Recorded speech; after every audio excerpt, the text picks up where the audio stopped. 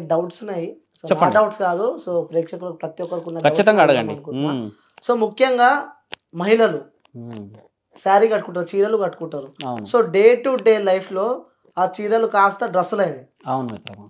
So day to day life లో వాళ్ళు full busy అయిపోయి ఆ డ్రెస్సులకు మోడర్న్ గా అలవాటు పడ్డారు. అవును. సో ఆ చీరలోని గొప్పతనం ఏంటంటే ఏం చెప్తారు మీరు? ఇప్పుడు చీరలోని గొప్పతనం అని అంటే మిత్రమా, నేను గతంలో ఒక ఇంటర్వ్యూలో చెప్పిన, కానీ మీరు అడిగిన ప్రశ్నకి నేను 100 సార్లైనా చెప్పాలి. మ్మ్. పూర్వం ఒక రాజు, మ్మ్. మీరు నేను దుస్తులు లేకుంటున్న రోజులు అవి. ఓకే. దుస్తులే లేవు అసలు మనకి, ఎందుకంటే మీకు తెలిసిందే కదా దుస్తులు లేని రోజులు ఉన్నాయి మనకని. మ్మ్. అప్పుడు దుస్తులే లేవు అసలు, అందరూ అలాగే ఉన్నారు. రాజులు కూడా దుస్తులు లేకుండానే ఉండేవాళ్ళు, రాణులు దుస్తులు లేకుండా, మామూలు అడుక్కునేవాడు దుస్తులు లేకుండానే ఉండేవాడు. కాకపోతే ఏంటంటే దుస్తులకి ఉన్న విలువ ఒక స్త్రీ వల్లనే వచ్చింది. ఎందుకు వచ్చిందంటే నెలసరి అనేది ఆడ మనిషికి 5 రోజులు భగవంతుడు ఇచ్చాడు. అది మ్మ్.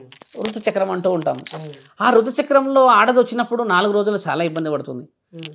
రక్తస్రావం జరుగుతుంటే పొలాల్లోకి రాలేదు, నలుగురిలో నిలబడలేదు, మంచులో నిలబడలేదు, సిగ్గు, మ్మ్. అదొక బిడియం, అదొక భయం, అదొక ఆలోచన. ఏమి చేయాలో ఎన్నో సంవత్సరాలు గడిచాయి, చనిపోయిన వాళ్ళు ఉన్నారు, ఎన్నో మంది బాధలు పడ్డ వాళ్ళు ఉన్నారు, అలాగే జీవితాన్ని చూసిన తరుణాలు ఉన్నాయి మన చరిత్రలో.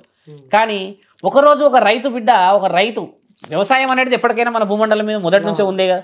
ఆయన గారు పత్తి పండిస్తూ ఒక గుణాన్ని గమనించగలిగాడు. ఏమని, అదేంది నీళ్లు ఇది పీల్చేసుకుంటుంది ఏంది సడన్గా, ఆటోమేటిక్గా దీనికి ఒక గుణం ఉంది కదా అని గమనించిన తర్వాత ఆ పత్తి తీసుకొచ్చుకొని ఇంటి ఆవిడకి ఇచ్చాడుగా. నెలసరి సమయంలో ఇది ఉపయోగపడుతుందా, రక్తాన్ని నీటిని ఏదన్నా పట్టి పీల్చగలుగుతుందని గమనించాడు. చరిత్రలో రాసున్నాయి, ఇవి కూడా గమనించాడు. అది చూసేసి ఏం చేశాడు, ఆడపిల్లకి ఇచ్చిన తర్వాత ఆవిడ దాన్ని ఆపగలిగింది మిత్రమా, ఆపగలిగింది. కానీ మళ్ళీ ఇంకా డీప్గా ఆలోచించాడు, ఎలా చేయాలి. ఈ యొక్క విషయ వివరణలో ఆడపిల్లలకి ఈ యొక్క వస్తువుతోని నేను చీర చేస్తే, అంటే ఒంటిని కప్పుకుని ఏర్పాటు చేసేస్తే బాగుంటుందని రాజ్యాధికారి దగ్గరికి వెళ్ళి, అప్పట్లో రాజులే పెద్దవాళ్ళు కదా, రాజు దగ్గరికి వెళ్ళి చెప్తే రాజు అన్నాడు, నువ్వు చెప్పింది బాగానే ఉంది కదా, చీర లాంటిది నెట్టికి ఇట్లా చుట్టుకునేది చేయండి అని చెప్పేస్తే చీరలాగా చేసి ఆడపిల్లకి చుట్టేశారు, మొత్తం శరీరానికి పైన కింద చుట్టి పెట్టారు. పెట్టిన తర్వాత నెలసరి వచ్చింది. మళ్ళీ నెలసరి వచ్చింది, కానీ ఆ ఆడపిల్లలకి ఎంతటి అమాయకత్వంగా భగవంతుడు పుట్టించాడంటే దాన్ని ఉపయోగించే పద్ధతి తెలియకపోయింది. తర్వాత ఏం చేశారు, అలా ఎలా అవుతుంది కదా అని చెప్పేసి అదే చీరని, అప్పట్లో చూడండి 16 ముడుల చీర అంటే మీకు తెలుసుగా మిత్రమా. ఇప్పుడు నాకు తెలిసి చీర 6 అడుగుల కంటే ఎక్కువ కూడా లేదు. 16 ముడుల చీర, ఇక్కడ ఒక ముడి కట్టి, ఇక్కడ ఒక ముడి కట్టి, ఇక్కడ ముడి కడతారు, వెనకాల ముడి కడతారు, ఇక్కడ ముడి, ఇక్కడ అన్ని ముడి కడతారు. అంటే ఇలా పంచలాగేసి కడతారు దాన్ని, అంటే బలంగా వ్యవసాయం చేసే వాళ్ళు ఎక్కువ శాతం కడుతుంటారు. అలా కట్టడం చేయడం చేత ఏమైందంటే వాళ్ళకి ఆ చీర కట్టాక కూడా రక్తస్రావం జరుగుతుంది. ఎలా చేయాలి, చీర ఇలా కట్టారు వాళ్ళు, ఇప్పుడు నేను ఎలా పంచ కట్టుకున్నాను అలా కట్టారు చీర వాళ్ళు. అయితే అలా చీర కట్టినా కూడా రక్తస్రావం అవుతుంది, నేను ఆపలేకపోతున్నాను కదా ఒక ఆడదానికన్నా ఆలోచన చేసి, అప్పుడు వీళ్ళు వ్యూహంగా ఏం ఆలోచించారంటే అందరూ కూర్చొని ఏం చేయొచ్చు దీన్ని ఆపడానికంటే అదే చీరని కింద నుంచి కట్టారు మిత్రము, వెనకాలకి.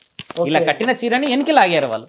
వెనక్కి లాగి ఇక్కడ వెనక చెక్కడం చేత అదేమైందంటే 4-5 పొరలు వస్తుంది. సింగుల్ అంటాం, గుర్తుందా, ఆడవాళ్ళు అంటారు.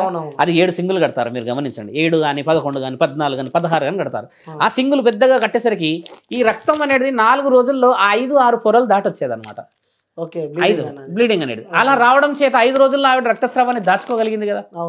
ఆ తర్వాత వాళ్ళు వెళ్ళేసి సముద్రంలో, అప్పట్లో నీళ్లు ఉండేటి, చెరువులు ఉండేటి, అష్ట సుగంధాల వనమూలికలు ఉండేటి కాబట్టి దాంతో కడుక్కొని నీట్గా ఉండేవారు.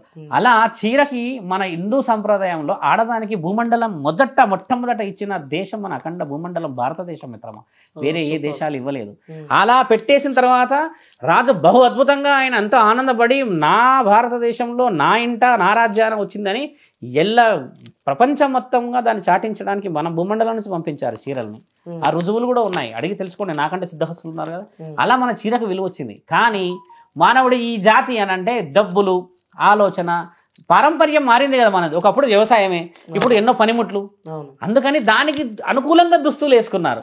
కానీ కట్టుబొట్టులో ఉన్న విలువ చీరకున్నంతగా మన భూమండలంలో ఎక్కడా కూడా విలువ రాదు మిత్రమా. ఇప్పుడు నువ్వు దుస్తులు వేసుకుంటుంది కేవలం నీవు వ్యాపారానికి, డబ్బులకు సంబంధించిన దాంట్లో పని నిమిత్తమే వేసుకుంటావే, కానీ సౌభాగ్యానికి, ఇంట్లో పూజ చేయడానికి, నీ యొక్క భర్త దగ్గర భార్యలాగా ఉండడానికి, అత్త దగ్గర కోడల్లాగా ఉండడానికి, కొడుకు దగ్గర అమ్మలాగా ఉండడానికి నువ్వు చీరనే వెయ్యాలి.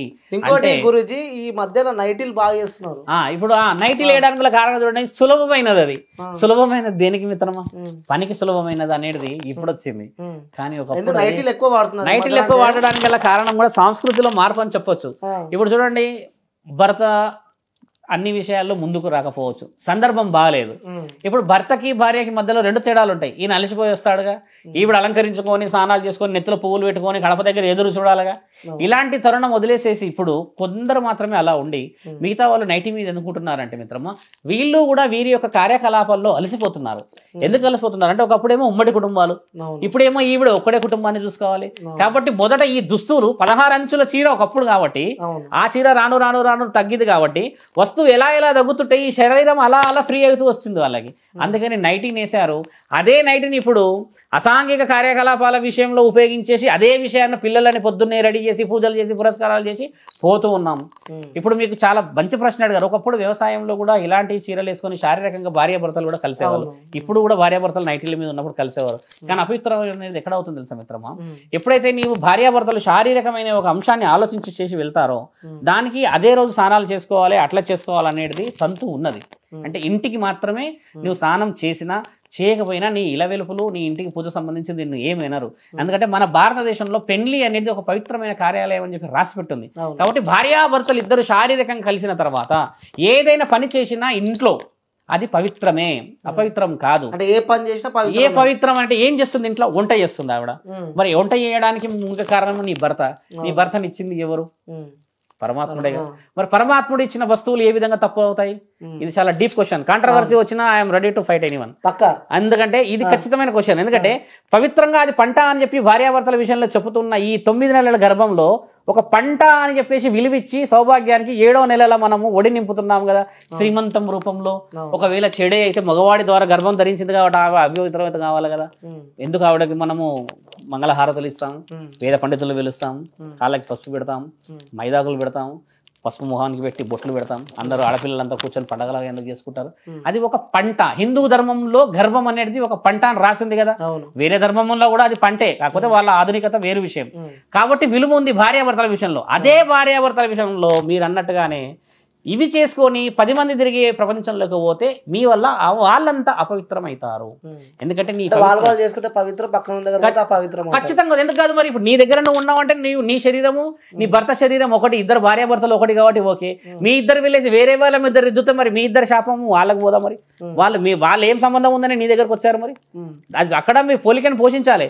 భార్యాభర్తలు అనేవాళ్ళు కడప లోపల వరకే. కడప బయట భార్యాభర్తలు కనబడడానికి మాత్రమే ఉండాలి. అన్ని అంటుకోవడానికి ముట్టుకోవడానికి ఉండదు మిత్రమా. అది ధర్మశాస్త్రమైన మాట, మీరు కనుక్కోండి. ఇప్పటికీ కూడా నెలసరి వస్తే 3 రోజులు ఆడపిల్లల్ని రూమ్ లోనే పెట్టేటోళ్ళు కూడా కుటుంబాలు ఉన్నాయి మన మండలం మీద. మరి ఎందుకు ఆ విలువ వచ్చింది? మరి అదే నెలసరి వచ్చిన వాళ్ళు కూడా లక్షల్లో జీతాలు సంపాదించిన వాళ్ళు, పనికి పోయేటోళ్ళు, అదే బండి మీద పోయేటోళ్ళు ఉన్నారుగా. మరి వాళ్ళకి ఉండదా ఆ బాధ? అంటే మనిషి ఆలోచించిన రీతిలో మార్పు ఉంది అంటున్నాను. ఈ భార్యాభర్తలు కలుసుకొని నువ్వు ఇంట్లో నువ్వు పూజలు చేసుకో, పురస్కారాలు చేసుకో, నువ్వు ఏమైనా చేసుకో. ఎందుకంటే నీ ఇంటి ఇల వెలుపు నిన్ను సహిస్తుంది, కానీ వేరే వాళ్ళ ఇంటి వెలుపు నీ ఇంట్లో ఉన్నది ఎందుకు స్వీకరిస్తుంది? అందుకే కదా ఇప్పుడు 3 దేవతలు ఉన్నారంటాం మన దగ్గర. నిజానికి ఉన్నారు. పరమాత్ముడు ఒక్కడే, దేవుడు అందరూ ఒకడే. ఇంత తంతులేంది ఒక ఆడపిల్లకి ఎందుకు ఆ విలువ తగ్గుతుంది? మనం చేసుకున్నదే కదా. నేను చెప్పేది ఏంటంటే పవిత్రమైనది కాబట్టి దేవాలయం మీద ఆడవాళ్ళది మగవాళ్ళ చిత్రపటాలు రాశారుగా. పూర్వం పెళ్లిలు కాగానే ఎక్కడికి వెళ్ళేవాళ్ళు? గుడికి వెళ్ళేవాళ్ళు. ఊలి పొరిమేరలో పెద్ద గుడులు ఉంటే మన దగ్గర కంటే వెళ్తే పంతులు గారు పురోహితులు ఏం చేస్తారు? అమ్మ అందరు కూర్చోండి, భార్యాభర్తలు ఇద్దరు కలిసి చూసారండి అని అన్ని చిత్రపటాలు అన్ని చూసి వస్తుంటారు వాళ్ళు. అక్కడ చూస్తే అక్కడ చేయాల్సిన పనులన్నీ భార్యాభర్తలు ఏ విధంగా ఉండాలి, కలిసి ఉండాలి, ముద్దు పెట్టుకుంటే అన్ని రాసుంటాయి. శిల్పాలు ఉన్నాయిగా, ఎల్లోరా అజంతా శిల్పాలు అవే కదండి. పవిత్రమైన టెంపుల్ అపవిత్రం, అది పవిత్రం అనేది చాలా మంచి ప్రశ్న. అది అపవిత్రమైనది కాదు శంకర, బాగా తెలుసుకోవాల్సిన విషయం. నేను ఓపెన్ గా అడిగేస్తా, సెక్స్ అనేది పవిత్రమైనది భార్యాభర్తల మధ్యలో కాబట్టి భగవంతుడు ఇచ్చిన ఆస్కారం కాబట్టి గుడి మీద రాశాడు. అపవిత్రమైతే అది గుడి మీద ఉండకపోయింది. గుడి వెనకాలకి భార్యాభర్తలు గుడి వెనకాల వెళ్ళేయడం అనేది అపవిత్రమైన మాట. పవిత్రమైన మాట ఏంటంటే మీరు తెలుసుకోండి, భార్యాభర్తలు అనే వాళ్ళు ఈ రోజు నుంచి పవిత్రమైన వాళ్ళు. సాక్షాత్తు భగవంతుడి సంస్కారం మీకు ఇచ్చారు కాబట్టి మీరిద్దరు కల్మషం లేకుండా, ఎలాంటి కల్పితం లేకుండా మీ మనస్సాక్షులను మీరు గెలవాలి. మీరు అంటే మీ వల్ల ఒక కుటుంబాలు వస్తున్నాయి అంటే నమ్మకం. దేవుడి ముందు మీరు ఇప్పుడు ఎప్పుడంతా ఎంత నిమ్మలంగా ఎంత పవిత్రంగా ఉన్నారో అదే పవిత్రత అక్కడ రాశారు చూడండి. అంటే చరిత్రకాలంలో రాసింది అనుభవంతో అది చూసి నేర్చుకోమని అంటున్నారు తప్పితే, భార్యాభర్తల పవిత్రత చెప్తున్నారే తప్పితే ఇద్దరి మధ్యలో ఎలాంటి అసాంఘిక కార్యకలాపాలు చెయ్యండి అని, వెనకకి వెళ్ళండి ముందుకు వెళ్ళండి అని ఎక్కడ రాసి లేదు. దానివల్ల ఏమంటారంటే మిత్రమా, చెడు యొక్క ప్రభావం ఎక్కువ చూపించడానికి అన్న మాటలే కానీ అవి నిజమైన మాటలు. కుటుంబం అంటే ఎలా ఉండాలని తెలుసుకోవడానికని నిదర్శనం అది. మీరు అది కూడా అనవచ్చు కదా మిత్రమా, గురుగారు ఇప్పుడు పెళ్ళైనాక ఒక మగవాడికి ఒక ఆడదానికి తెలియదంటారా రూమ్ లో పోతే ఎలా ఉండాలి అని? ఖచ్చితంగా. ఎందుకంటే ఒకప్పుడు ఉమ్మడి కుటుంబాలు కాబట్టి సీక్రెట్ అనేది ఉండకపోయేది. ఉమ్మడి కుటుంబంలో 4-5 ఉంటాం ఫ్యామిలీలో, వాళ్ళ పిల్లలు ఉంటారు 6-7 మంది, తాతలు ముత్తాతలు కలిపి 6 మంది, మొత్తం కలిపి దగ్గర ఎంతమంది ఉంటాం? 16-17 మంది ఉంటాం. అంతమందిలో మరి భార్యాభర్తలు ఏ విధంగా ఉండగలుగుతారు? ఇది కూడా ఆలోచించి భార్యాభర్తలు అంటే ఈ విధంగా ఉండాలని ఎంతో మనో ఆలోచనలు చేసి అక్కడ చిత్రీకరించిన చిత్రాలు అవన్నీ. కాబట్టి పండగలు, తీర్థ విహార యాత్రలు, ఇంకేదైనా క్రియేట్ చేసుకొని వీళ్ళకి ఏకాంతాలు ఇచ్చేసి పోయేవాళ్ళు. ఇది తరుణం ఇది. ఇప్పుడు ఏకాంతం అనేది ఎవరి ఇండివిజువల్ లైఫ్ వాళ్ళకి అయిపోయింది. కానీ ఒక సెక్స్ అనే విషయం మీరు మాట్లాడితే శారీరక సంభోగం అత్యంత పవిత్రమైనది. భగవంతుడు ఇచ్చిన ఒక భూమండలం మీద ఇచ్చిన పవిత్రమైనది ఏదన్నా మొదటగా మనం మాట్లాడుకుంటే భార్యాభర్తలు కలుసుకున్న తరుణానికి విలువ ఎక్కువ ఇక్కడ. ఇప్పుడు ఒక సర్టిఫికెట్ లాగా అది. ఇప్పుడు పరమాత్ముడు మీరు సెక్స్ గురించి మనం మాట్లాడితే పవిత్రం అని చెప్తున్నారు. ఖచ్చితంగా. సో మన వీడియో చాలా మంది ప్రేక్షకులు చూసే ఉంటారు. ఖచ్చితంగా. పక్కా భార్యాభర్తలు ఇద్దరు కలిసి చేసుకోవడం అనేది పవిత్రమైనది, అపవిత్రమైనదని ఎక్కడా రాసిలేదు మిత్రమా. దాన్ని తీసుకెళ్లి నీ యొక్క పైశాచికత్వానికి నీవు 10 విధాలుగా 10 ఆలోచనలు చేసి 10 మందితో ఆలోచనలు చేయడం అనేది అపవిత్రం. నేను చెప్తుంది ఇదే. ఖచ్చితమైన ప్రశ్నకి ఖచ్చితమైన ఆన్సర్ ఏంటంటే సాక్షాత్తు నా తండ్రి పార్వతీ పరమేశ్వరులు కూడా సాక్షాత్ అర్ధభాగమై ఉన్నారు. బాగా గుర్తుపెట్టుకోండి. పార్వతీ పరమేశ్వరులకి తర్వాత ముల్లోకాధిపతులకు ఒక యుద్ధం, మాటల యుద్ధం జరిగినప్పుడు ఒక ఋషివర్యుడు అడిగాడు ప్రశ్న. ఏమని అడిగారు? తండ్రి పరమాత్మ ఆడదానికి ఉన్న విలువ ఏంటిది అని చెప్పి నా తండ్రి అడిగినప్పుడు నా తండ్రిని అడిగితే ఆ ఋషివర్యుడికి నా తండ్రి ఇచ్చిన ఆన్సర్ ఏం తెలుసా మిత్రమా? బ్రహ్మ ఒక ఆడదానికి ఇచ్చిన విలువ నాలుకపై ఇచ్చాడు. అంటే నాలుకపై ఇచ్చిన విలువ ప్రతి నోట ఎక్కడైతే చదువులు ఉంటాయో, ఎక్కడైతే విలువ ఉంటుందో అక్కడ ఒక ఆడదానికి విలువ ఇచ్చినట్టే కదా బ్రహ్మ ఇచ్చాడని అర్థం కదా.